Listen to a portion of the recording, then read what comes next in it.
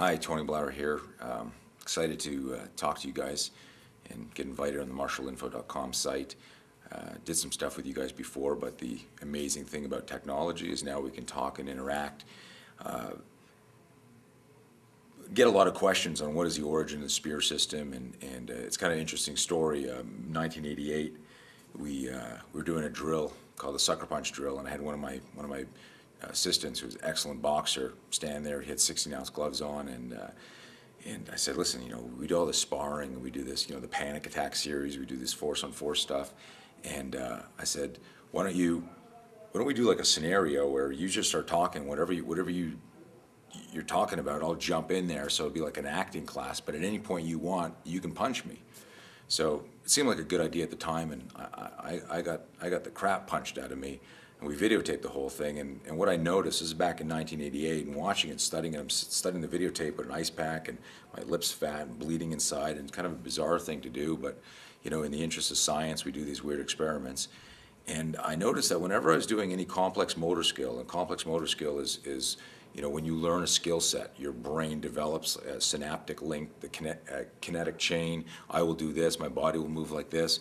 Whenever I tried to do a wax on, wax off, a block, a slip, I was always 50-50. Sometimes I get hit, sometimes I wouldn't. You got to remember, these were surprise attacks, so we didn't have that boxing or rhythm that one gets in the sport modality.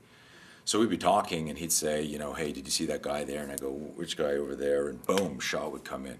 So I was really trying to understand the ambush and what happens in the first 2 seconds of a fight. Make a long story short, whenever I flinched, whenever I'd be standing there and I'd pick up that sudden, when potential energy becomes kinetic energy and there's that explosion, the person moves, my body would flinch, and how I'd flinch, it always caught a forearm or a hand or a shoulder. And I watched this tape, and I said, wait a minute, there's something magic about the flinch. We started doing research on forensics wounds. We got hooked up with some doctors. Right now, we're the only system in the world that's been reviewed medically and scientifically. As far as anybody from just the average citizen looking to defend himself to an instructor looking to bring something new to his school, the SPEAR system, and SPEAR is the acronym for Spontaneous Protection Enabling Accelerated Response.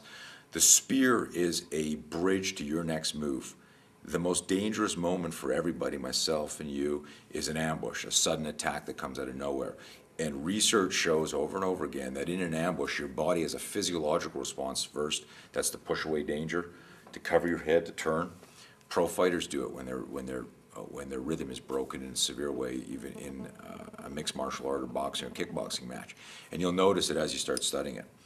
So, that's our big thing. And we have 2 parts to our company, is this whole SPEAR system research. And what we do is we come in and we train trainers. And we teach them how to include a fear management, physiologically based self-defense plug-in that helps your student or yourself weather the ambush, get back in the fight. And then, if you're a Thai boxer, boxer, Aikido is, Jiu-Jitsu is, then you get to your complex motor skill toolbox. Hopefully that makes sense. Pop on our website, tonyblauer.com or blauertactical.com, and there's a ton of info there. The other thing we developed over the years was if you remember our panic attack series way back from the Panther days, and now Century carries it, we were doing these force-on-force drills, and we had like a Frankenstein type setup. We'd have a super safe helmet, we'd have boxing gloves or hockey gauntlets, and we'd have shin guards from baseball, a catcher's chest guard, and it was basically a Frankenstein suit. And about 1990, I sketched the idea for the high gear suit, and in 1993 we went into production. They're all handcrafted. There's over 500 assembly stages, but basically it's a protective suit for force-on-force scenarios, and it's 7.5 pounds head to toe. You can do anything in it. You can do cartwheels, you can do flips, it's incredible. If you could do it without the suit, you can do it with the suit. But what it allows you to do is the risk in any type of force-on-force training is obviously exponential as you go harder and as you get more dynamic. So what the high gear allows you to do is really pressure test your tactics. You want to find out, in your gym, in your ring, in your school, is this going to work if I had to count on it to defend myself in a credible self-defense situation? It also has application. We've got a ton of MMA fighters who use components to work their ground and pound, protect their sparring partners, protect themselves.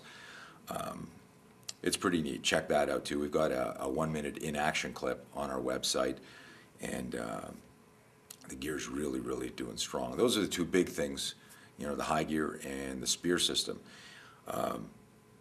I think probably the most important thing that I want to get across to you as the audience here is that the spear system is the study of human movement as it relates to violence, fear, and aggression.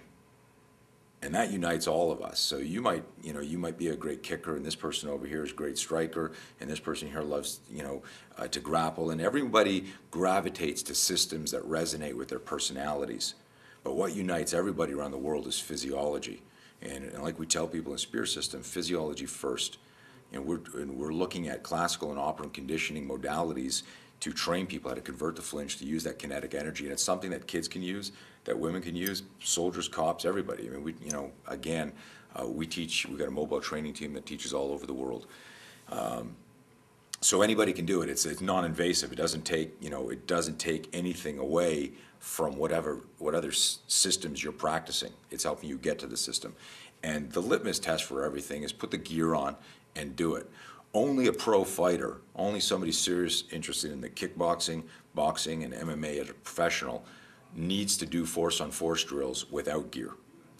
And you got to think of the high gear it's an impact reduction technology, which means you can do any type of sparring with it. You're still going to feel the shot. What that means is if you know there's going to be impact in the transfer of energy, that means there's going to be pain, and pain inspires fear. And so what you're doing by using the high gear is you're blending not only an additional safety buffer, which is very important for everybody, but you're also creating pain management and fear management while you're doing the training at a safer pace. Check it out online. I'd like to thank everybody at Martial Art Info.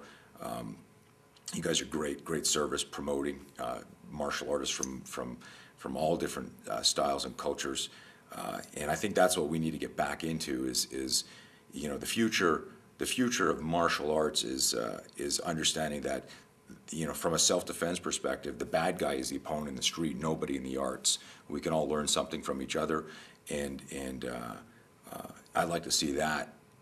And like I said, the thread that unites all of us is that physiology and understanding how to be better athletes, better role models, and educate our students. Those of you that are instructors, educate our students in those ways. And so it is a martial way. And let's get back to the traditions. Let's get rid of the politics and the egos, and get back to some of the more spiritual and virtue-driven aspects that inspired us all to get into the martial arts. Again, thank you very much, and check out our website, TonyBlauer.com or BlauerTactical.com. Thank you.